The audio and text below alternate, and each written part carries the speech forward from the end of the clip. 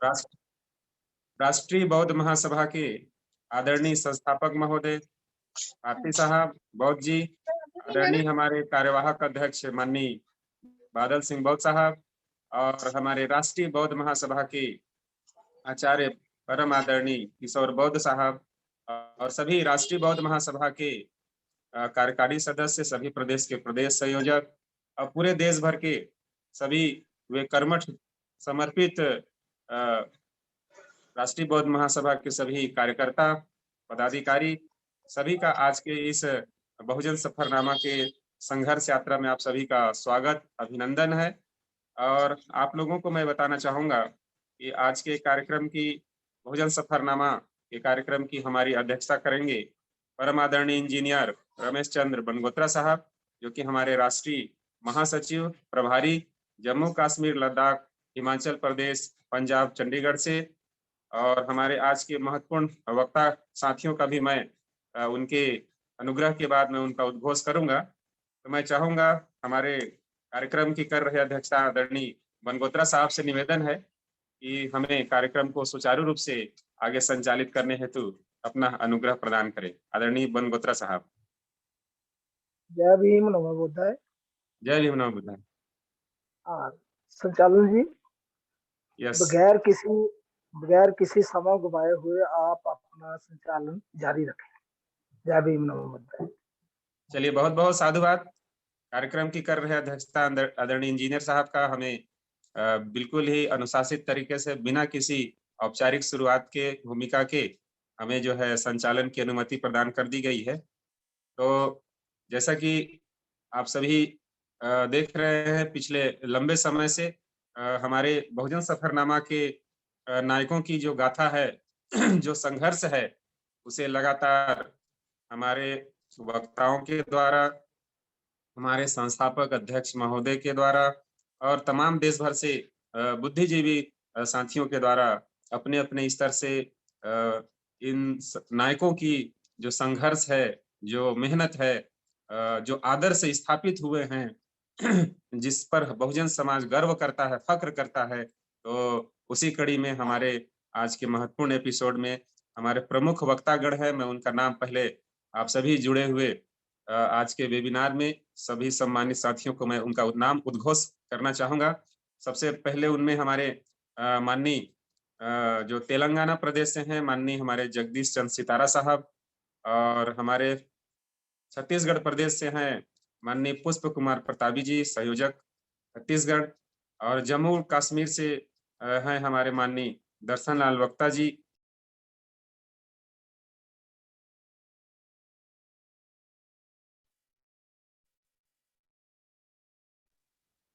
ये फोन आ गया था। हमारे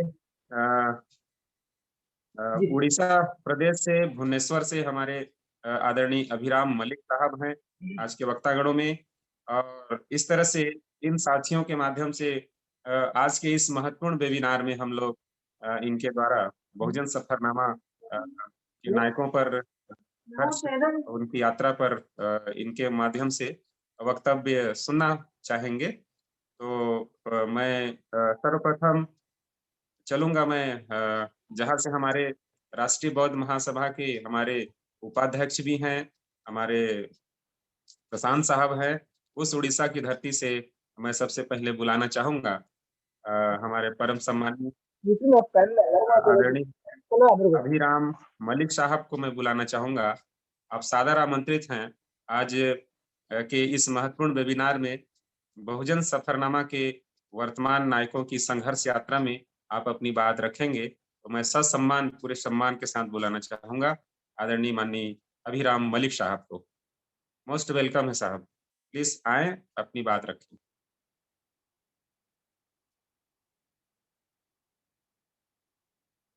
जुड़े हुए हैं?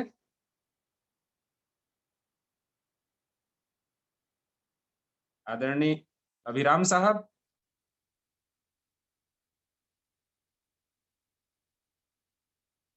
आईटी सेल इंचार्ज, प्लीज थोड़ा सा देखेंगे। नाम शो नहीं हो रहा है उनका।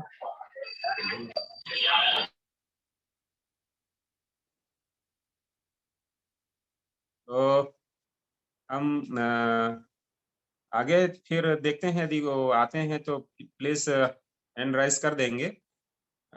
जम्मू कश्मीर से ही फिर मैं बुलाना चाहूंगा। हमारे आज के वक्तागणों में हैं माननीय दर्शन लाल वक्त जी। मैं सादर अभिवादन के साथ सादर आमंत्रित करता हूं आज के महत्वपूर्ण वेबिनार में। आप अपनी बात रखेंगे वर्तमान नायक की संघर्ष यात्रा इस बहुजन सफरनामा के महत्वपूर्ण एपिसोड में।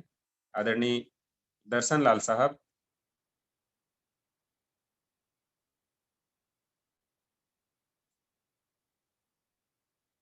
इनकी आईडी शो हो रही है क्या? जी नाम सो रहा है दर्शन भगत जी। और जुड़े हैं जुड़े जी जी दर्शन भगत जी जुड़े हुए हैं। और इनको प्लीज माइक अनम्यूट करें और आज के सब्जेक्ट पर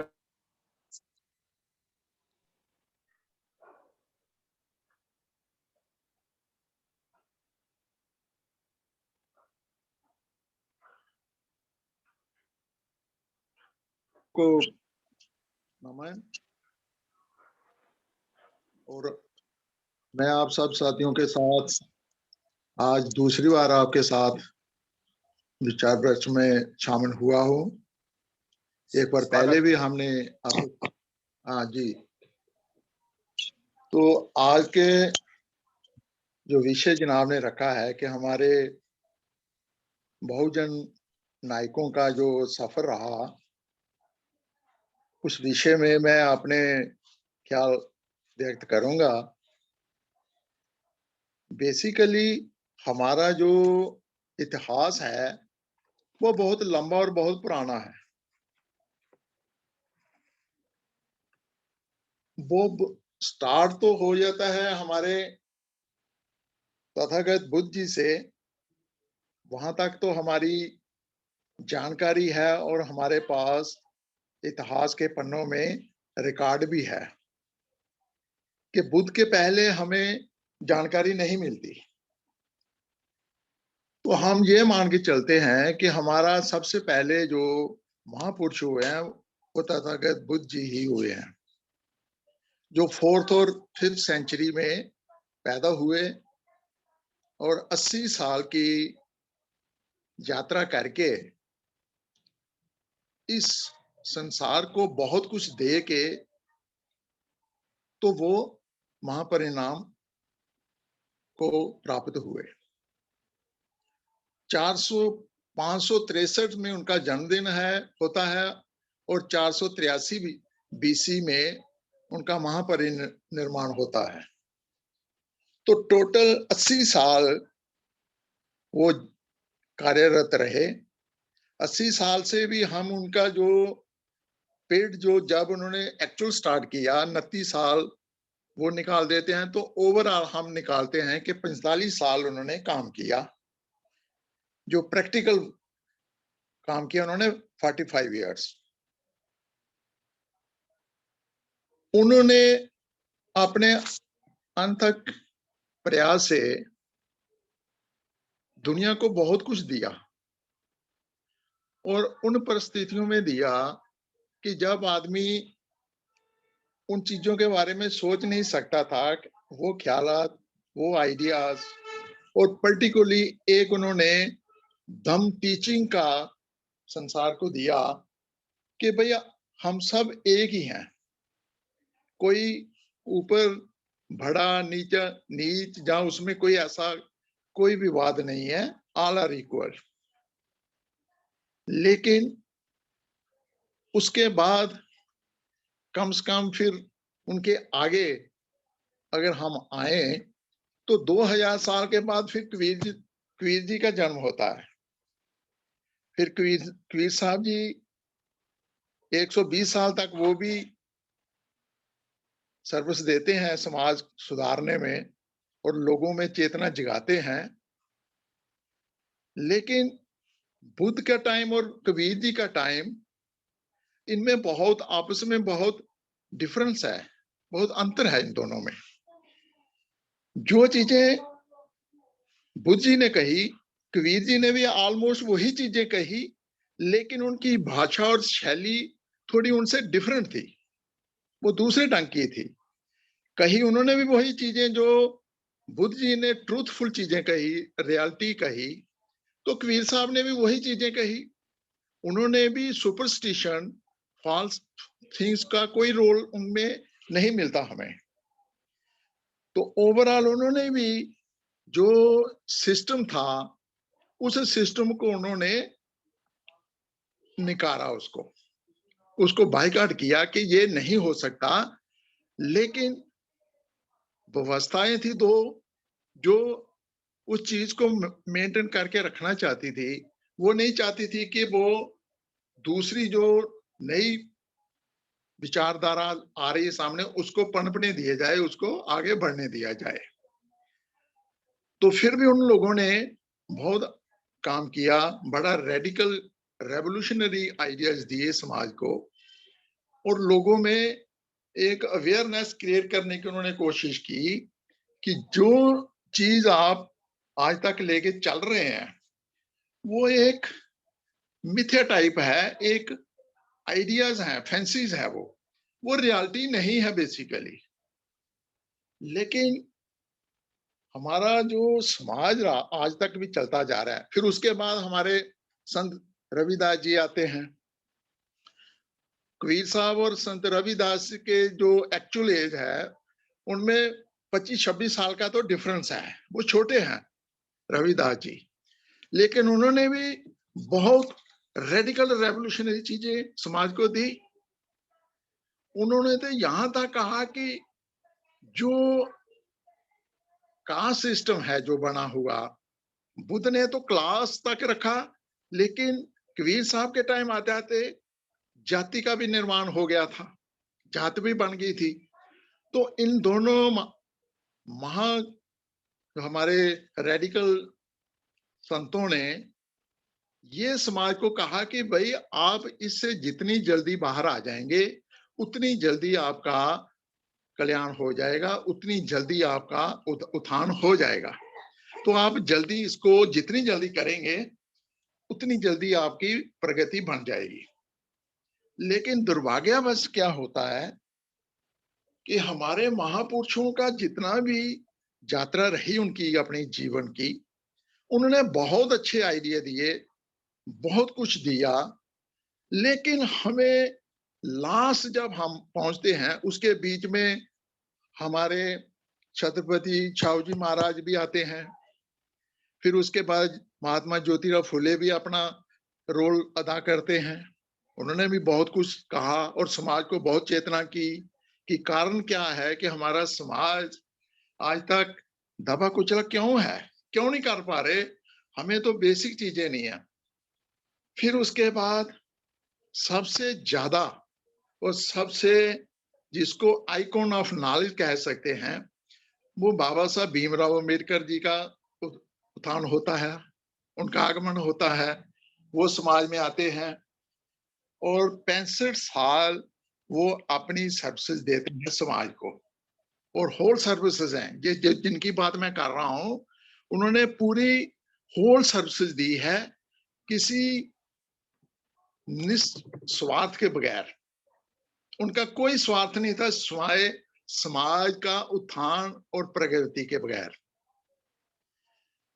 बुद्ध, कबीर जी, रविदास जी, यहां तक जो हम मानते हैं जहां पढ़ते हैं, उन्होंने कोई उस वक्त भाषा की लिपि रिटर्न में इतनी डेवलप नहीं थी और ना ही कोई सिस्टम था कि उनके जो जितनी उन्होंने भाषा जब जो दिया जो समाज को, उसको रिकॉर्ड करके हम रखते, वो हम रिकॉर्ड नहीं कर पाए।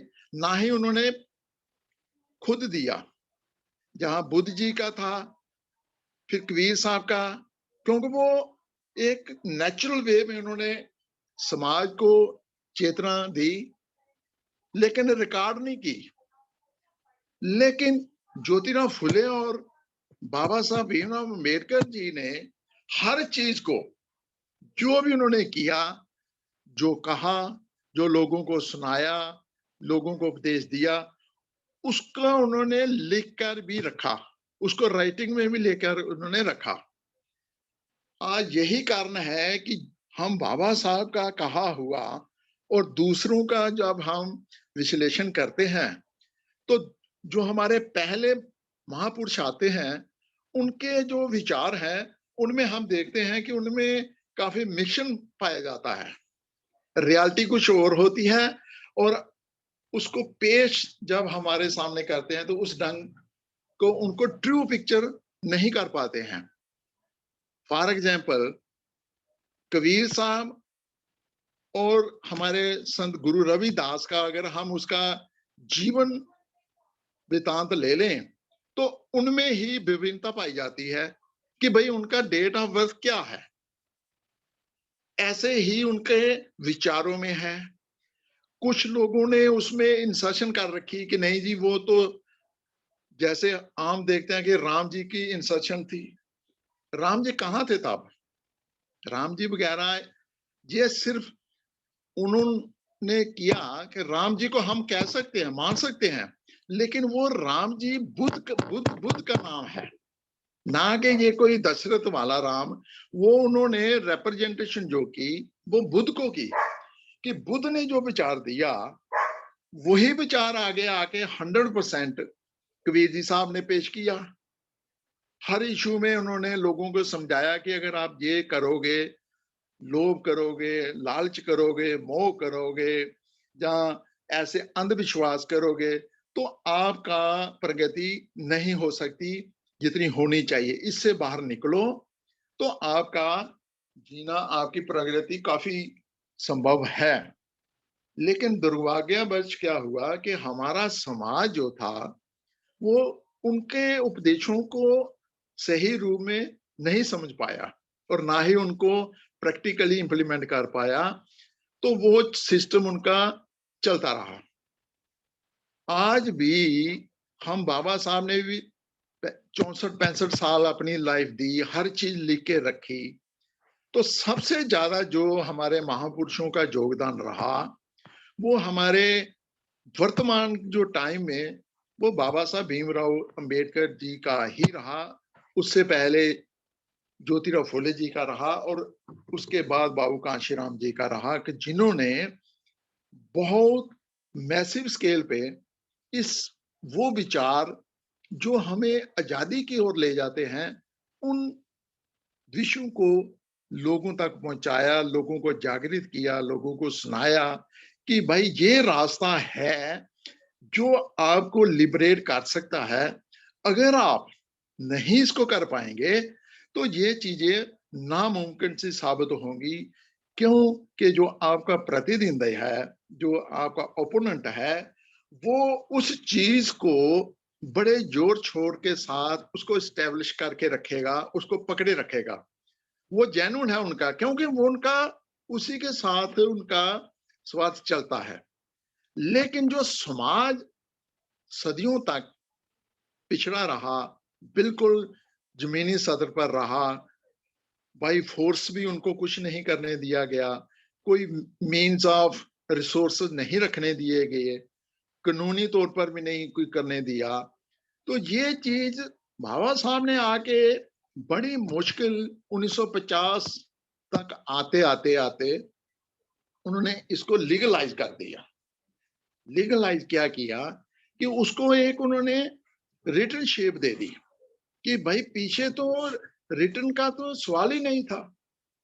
लेकिन बाबा साहब को ये मौका मिला, उन्होंने अपनी शिक्षा और अपने समाज दोनों के लिए उन्होंने बहुत योगदान दिया और उसको एक कंक्रीट एडिफाइस जिसको नीम शिला बोलते हैं वो रख के दी, ताकि मेरा इसके आने के बाद समाज जो होगा वो ये चीजें ना कहे कि हाँ जी ये नहीं है वो नहीं है। उन्होंने हर चीज को रिटर्न करके रखा। सबसे अच्छा जो नमूना अजूबा है वो हमारा संविधान है। बाबा साहब ने सारे के सारे हमारे जो महापुरुष हैं उनकी जो उच्च वाणी है, उच्च थाट जो था वो सारे का सारा इनकॉर्पोरेट कॉन्स्टिट्यूशन की सेम में करके दे दिया। जब वो दे दिया तो आज उसको भी हमारे 75 साल तो हो गए हैं, लेकिन हमारा समाज जो 1300 यानी 14वीं सदी से लेके आज तक 21वीं सदी तक वो सेम वही धारा में फंसा हुआ है जो कबीर साहब रविदास जी ने कहा, ओपनली कहा कि अगर आप इससे बाहर आ जाओगे तो आपका निर्वाण, जो आपकी फ्रीडम है वो बन जाएगी, ऐसे नहीं बनेगी। दुर्भाग्य में हम आज तक भी वो कुछ चीज नहीं कर पाए। आज भी हमारा समाज जो है, जो एक हमारे गुरु रविदास जी का एक बहुत उन्होंने अच्छा डायलॉग लिखा हुआ है और दोहा दिया था उस वक्त दे, आप 14वीं सदी में देखें कि जैसे जाति जाति जात जो कास्ट है आज के डेट में तो उस वक्त भी थी, तो उन्होंने उस वक्त भी ये क्लियर कट मैसेज दिया था कि जात ऐसे है जैसे एक केले का जो पेड़ होता है उस ढंग की जात है।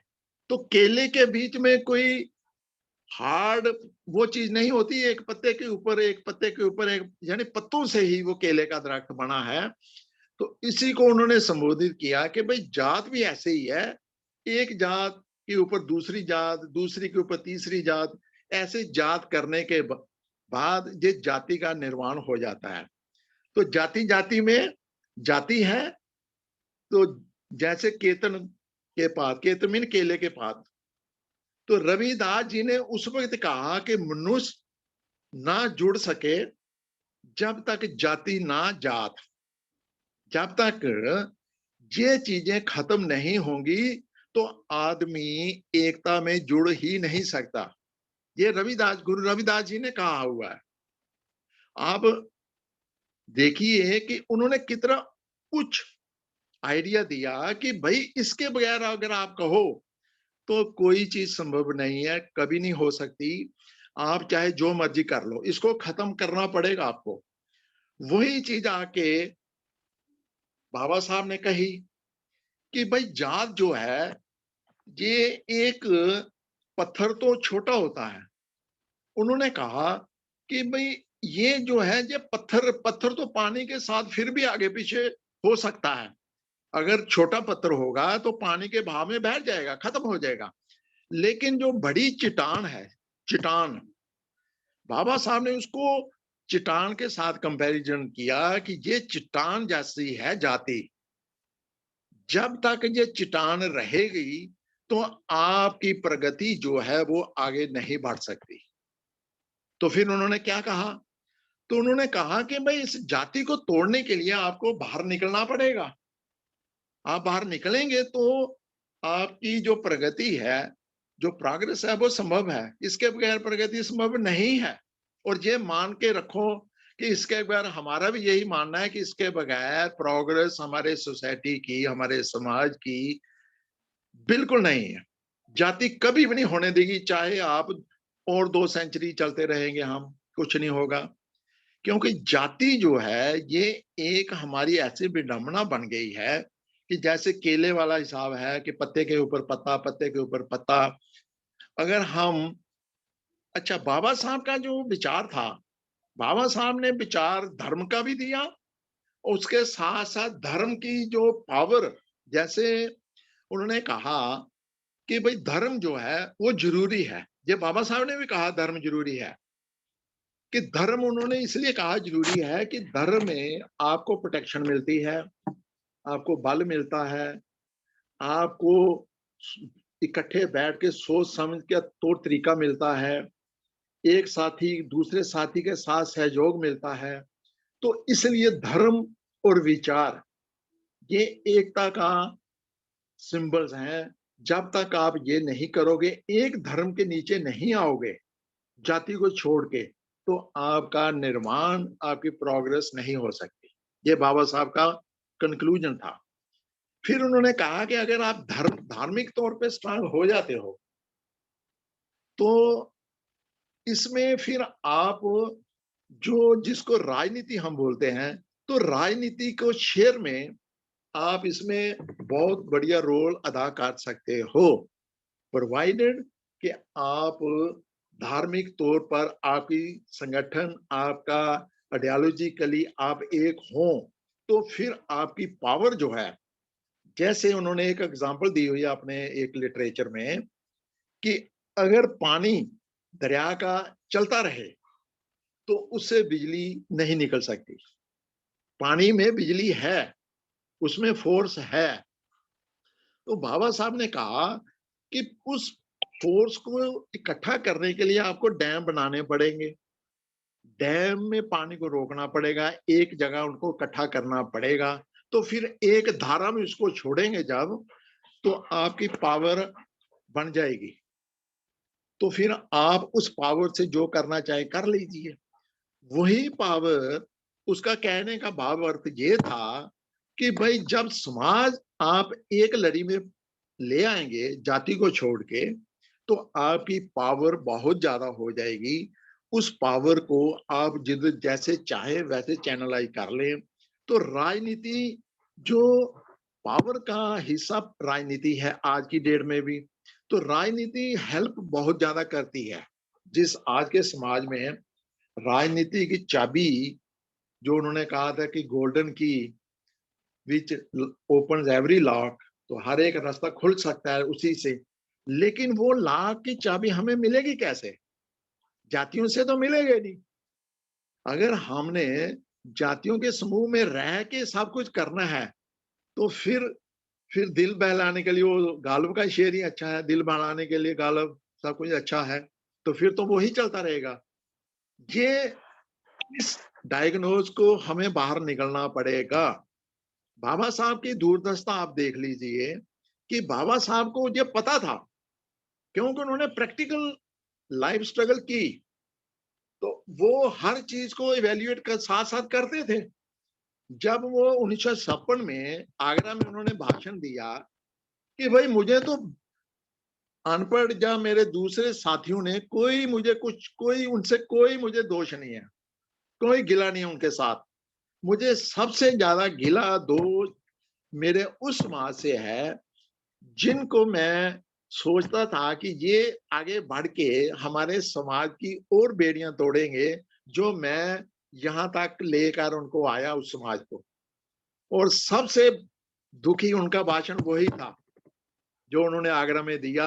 और उन्होंने कहा कि आज मुझे बड़े दुख के साथ कहना पड़ता है कि जो समाज जिसको मैं पढ़ा लिखा समाज बनाना चाहता था, उन्हीं से मुझे और मेरे समाज को धोखा मिला। वो कुछ नहीं करता, वो सिर्फ अपने तक सीमित हो जाता है और उसी सीमित में रह के वो अपना निर्माण करता रहता है। तो समाज रुक जाता है, समाज आगे नहीं बढ़ता। तो समाज को उन्होंने बढ़ाने के लिए उन्होंने फिर जब सोचा कि ये समाज ऐसे तो बढ़ेगा नहीं, फिर उन्होंने क्या किया, उन्होंने एक लाइन खींची। उस लाइन को उन्होंने 22 प्रतिज्ञा दी समाज को। जैसे आज हम सुनते हैं कि हर एक आदमी Ambedkar right, Ambedkar right, Ambedkar right बोलता सुना जाता है, तो आप ये कल्पना कर लीजिए, आप सोच लीजिए वैल्यूएट करके कि ये लोग अंबेडकर राइट कॉन्सेप्ट में कितने % लोग अंबेडकर राइट कॉन्सेप्ट में आते हैं? बहुत कम, 1% कॉन्सेप्ट में नहीं आते ये लोग। क्यों? कि उन्होंने जो 22 प्रतिज्ञा दी, क्या उनमें से हमारा समाज जो है कितनी तो साहब थोड़ा समय में कंक्लूड करें सर, समय। करने वाला। तो मेरा ये कहने का बात था कि बाबा साहब ने कोई स्कोप छोड़ा नहीं आगे कि हम समाज को आगे पीछे कहते रहे। उन्होंने कहा कि जो भी मेरा अनुयायी होगा, जहाँ मुझे फॉलो करना चाहेगा, उसको 22 प्रतिज्ञाओं को अपनाना पड़ेगा। तब तक वो मेरा इतना ज्यादा गुणगान ना करे। लेकिन दुर्भाग्य आज तक भी यही बना रहा कि बाबा साहब का नाम लेने वाले तो बहुत सारे लोग हैं, लेकिन उसके राह दिखाए हुए रास्ते पर चलने वाले बहुत कम मिलते हैं, बहुत ही कम, कम नहीं बहुत कम। तो मेरा ये अपील है कि जब तक हम बाबा साहब को सही मायनों में बाबा साहब का मिशन को लेके आगे नहीं बढ़ेंगे, और उसको पहले हम अपने पे लागू नहीं करेंगे, हम दूसरे को नहीं कह सकते कि भाई आप भी हमारे साथ आ जाओ। तो जाति हमारी वहीं टिकी रहती है, तो फिर हम आगे बढ़ नहीं सकते। तो जाति एक बहुत बड़ा रोड ब्लॉक है, इसको रिमूव करने की बहुत जरूरत है। उसके बगैर हमारा भविष्य, हमारी तरक्की, हमारा जो फ्यूचर है आने वाली जनरेशन का, वो एक डार्कन व्यू में ही दिखाई देता है, एक उज्जवल बहुत कम मिलता है। तो इसी के साथ मैं अपना जो विचार विमर्श है इसी के साथ मैं संपन्न करूंगा। सभी साथियों ने आप मुझे सुना, आप जय भीम, नमो बुद्धाय। बहुत बहुत साधुवाद। माननीय हमारे जम्मू कश्मीर से ही आदरणीय हमारे दत्तलाल भगत साहब अभी अपनी बात रख रहे थे, और उन्होंने भगवान बुद्ध से लेकर के और बाबा साहब अम्बेडकर, मान्यवर कांसीराम साहब, और अभी हम जो 16 फरवरी माघ पूर्णिमा के दिन गुरु रविदास साहब की जो जयंती थी, उनके भी जीवन संघर्षों और जाति की विशेषता कि जाति पाति को लेकर के उन्होंने जो अपनी जो वाणी हमें शिक्षा दी थी, उसे अपने शब्दों में इन्होंने पिरोया है। तो आज के इस बहुजन सफरनामा में आपका वक्तव्य मिला, इसके लिए हम राष्ट्रीय बौद्ध महासभा की ओर से बहुत बहुत साधुवाद ज्ञापित करते हैं। और क्योंकि समय का थोड़ा सा अभाव रहता है,